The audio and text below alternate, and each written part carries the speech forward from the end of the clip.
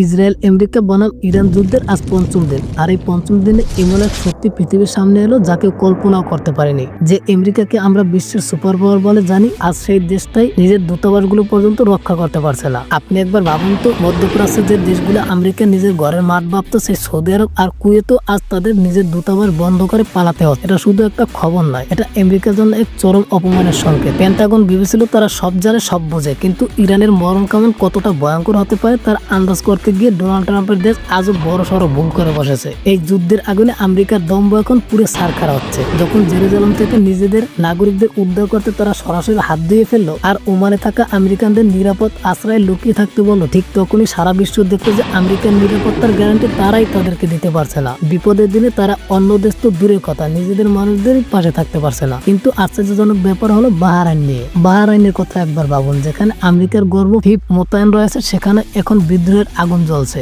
যে সাধারণ মানুষের নিরাপত্তা দেওয়ার প্রতিশ্রুতি দিয়ে আমেরিকা সেখানে আস্তানা বেঁধেছিল, আজ সেই মানুষগুলি রাস্তার মোড়ে দাঁড়িয়ে ইরানের ড্রোন হামলা উৎসবে মেতেছে। আমেরিকার ঘরের ভেতরে এখন শত্রুর জয়গান গাইছে সাধারণ জনতা। তবে কি মধ্যপ্রাচ্যের আমেরিকার আধিপত্যের সুযোগ চিরতরে অস্ত যেতে চলেছে? পরিস্থিতি যেদিকেই মোড় নিচ্ছে তাতে একটা কথা পরিষ্কার, যুদ্ধ এখন আর শুধু সীমান্তের কাঁটাতারে সীমাবদ্ধ নয়, এটি এখন সরাসরি হোয়াইট হাউসের অস্তিত্বের লড়াই হয়ে দাঁড়িয়েছে। বন্ধুরা, আপনার কি মনে হয়, ইরানকে কি তারা কখনো হারাতে পারবে? এমন ইন্টারেস্টিং তথ্য পেতে চ্যানেলটি সাবস্ক্রাইব করুন।